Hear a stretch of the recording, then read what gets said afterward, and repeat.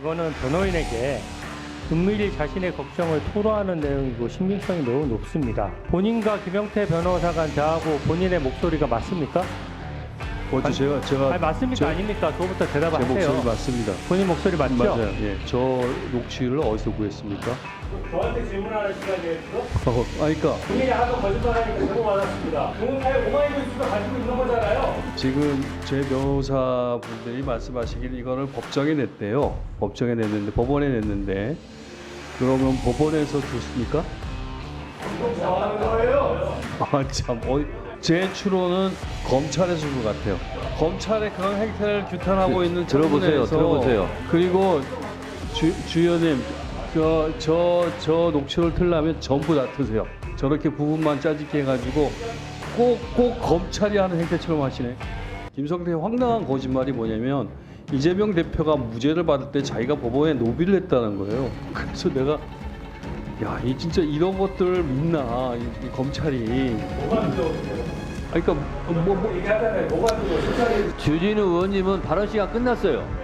발언할 그래서 들리니까요. 변호사님 아무리 떠들어도 그냥 발언하세요. 제가 왜 그런 말씀을 지금 제가 왜 검찰과 그러한 상황 속에서 딜을 했는가의 정황을 쭉 말씀드렸던 거예요. 그런 정황이 나오고 다 공개하세요. 그래서 제가 이거는 모두 다 허구입니다. 허위 진술이고 제가 예를 들면 그렇게 아니 말하는데 좀 방해 좀 하지 마세요.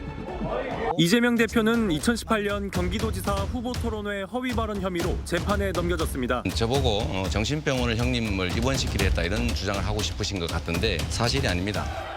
하지만 2020년 대법원이 무죄 판결을 내리면서 2022년 대선에 출마할 수 있었습니다. 인권의 최후 보루로서의 역할을 해주신 대법원에 경의를 표합니다. 그런데 권순일 전 대법관이 로비를 받고 무죄 판결을 주도했다는 재판 거래 의혹이 제기됐습니다. 어제 공개된 이화영 전 부지사 육성 녹취록에도 관련 의혹이 언급됩니다. 절대 말씀하시면 안 됩니다. 이재명 지사의 재판을 놓았다. 유동규 전 본부장도 지난해 재판 증언에 이어 오늘 TV조선에도 정진상 정 실장이 로비를 시인했다고 주장했습니다. 권순일한테 쌍방울 하고 이화영 통해서 작업하고 있다며 그러더라고요. 맞다. 그렇게 이제 털어놨어요 저한테. 권 전 대법관과 정 전 실장은 부인하고 있지만 검찰은 권 전 대법관이 김만배 씨로부터 50억 원을 받기로 한 혐의에 대해 수사하고 있습니다. 이 대표의 변호사비 대납 의혹에 대해선 검찰이 2022년 불기소 결정을 하면서도 쌍방울 자금이 흘러들어갔을 가능성을 배제할 수 없다고 적시했습니다. 본인의 선거법 재판 3년에 걸쳐서 계속됐고요. 30명의 호화 변호인단이 도왔던 것으로 알고 있습니다. 그런데 그 수임료가 무료도 있었다는 것이 보도가 돼서 좀 걱정이 됩니다. 그 수임료는 이재명 후보 사비로 1억 원 안 되는 돈을 썼다 이렇게 돼 있는데 그게 맞습니까? 제 개인 사생활에 관한 것이어서 구체적으로 말씀드리는 것은 적절치 않는 것 같습니다. 사비라면 본인이 아실 거고 확인해 주시는 게 좋을 것 같은데요. 지금 당장 구체적 금액을 제가 계산하기는 어려운데요. 이재명 후보의 변호사비 대납 의혹을 제기했던 제보자 이모 씨가 숨진 채 발견됐습니다. 연락이 끊겼다는 가족의 신고를 받고 경찰이 이 씨가 장기 투숙하던 숙박업소 객실에서 찾아낸 겁니다. 숨진 이 씨는 이재명 더불어민주당 대선 후보의 변호사비를 누군가 대납해줬다는 의혹을 제기했던 인물입니다. 이 씨가 생전에 추가 폭로를 준비했다는 주장도 제기됐습니다. 그런데 혹시 이재명 후보 관련해서 추가적으로 폭로할 녹취 기록 같은 게 있었는지? 제가 볼 땐 녹취가 굉장히 많겠죠. 정확히 몇 편인지 모르겠는데 한 대여섯 개 이상은 확실한 것 같아요. 또 다른 지인은 숨진 이 씨가 민주당 측으로부터 압력을 받아왔다고 주장했습니다. 민주당과 이재명 후보 진영에서 다양한 압력을 지속적으로 받아온 가운데 아까 민주당이나 이재명 쪽으로부터 압력을 많이 받았다고 했잖아요. 네, 고소고발도 나가셨죠.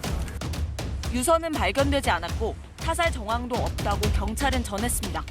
이 씨는 가족들 사이에 심장병과 당뇨 등 가족력이 있긴 하지만 이 씨 본인은 갑자기 사망할 지병은 없었다고 가족과 지인들은 밝혔습니다. 시민단체가 상장기업 S사의 거분 변호사비 대납 의혹을 제기했습니다. 대납이 사실이면 뇌물죄에 해당합니다. 저는 변호사비를 농협하고 삼성증권 계좌로 다 송금했고 그 금액은 2억 5천만 원이 조금 넘습니다.